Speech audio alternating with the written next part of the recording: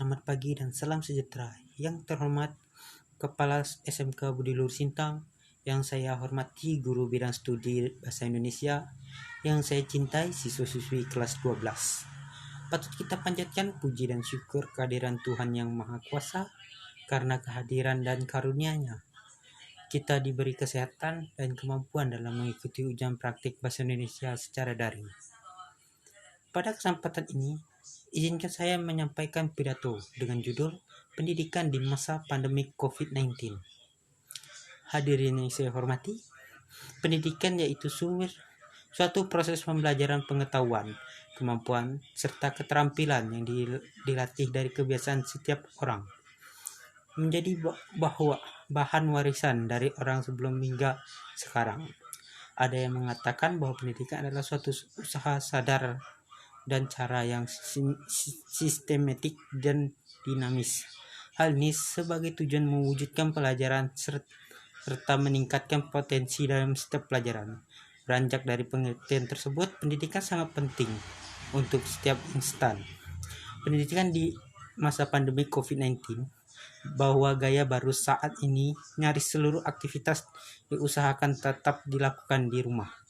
Meski mulai mengadaptasi kebiasaan baru, sebagian besar pelajar masih merapatkan proses belajar mengajar di rumah. Setiap pelajaran harus disiapkan dengan perubahan proses belajar yang tidak lain dilakukan di sekolah. Proses pembelajaran dari rumah harusnya disiapkan oleh para orang tua dan memasuki tahun ajaran baru 2020-2021 semester ganjil. Hadirin yang saya hormati, belajar di rumah merupakan hal baru bagi pelajar yang melibatkan keluarga. Hal ini sangat penting, efektif dan bermanfaat bagi para pelajar sendiri, terutama bagi saya. Namun dengan adanya pandemik ini tentu memberi perubahan yang drastis pada kebiasaan di rumah karena orang tua juga terus bekerja di rumah. Hal ini perlu diadaptasi pada pelajar dan orang tua di rumah.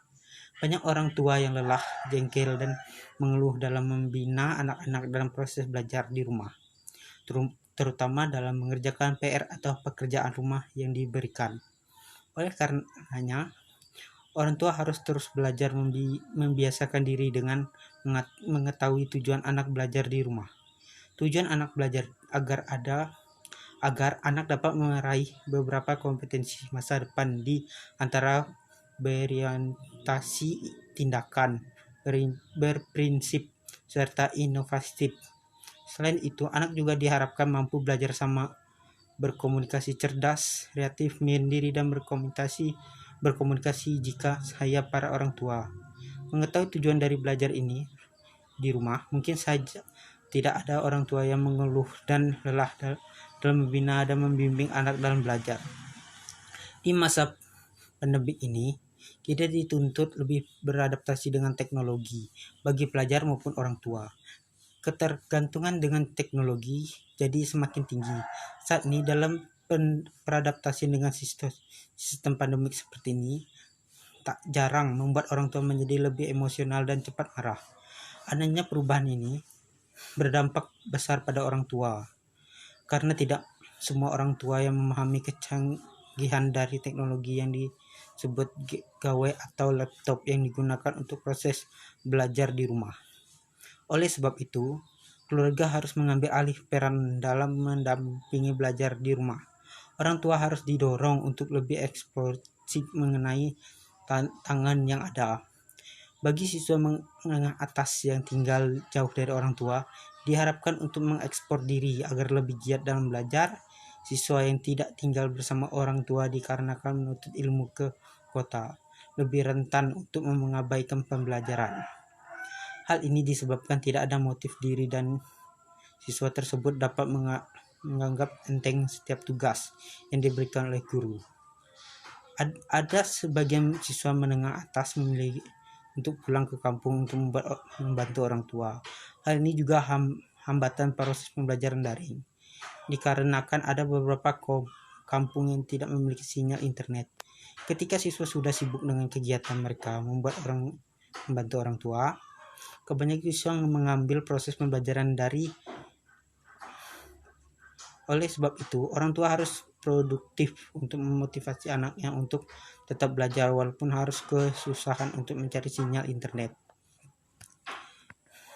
Bagi pelajar menengah atas, masa pandemik sebaiknya pergunakan waktu untuk belajar, jangan bermalas-malasan. Bagi siswa yang memiliki untuk pulang ke kampung agar dapat mengambil waktu untuk belajar daring. Hadirin yang saya hormati, demikian pidato saya di peringatan hari ini. Semoga kita semua diberi kesehatan dan kekuatan dalam menghadapi proses belajar di rumah dalam bentuk daring. Tetap di rumah dan salam sehat.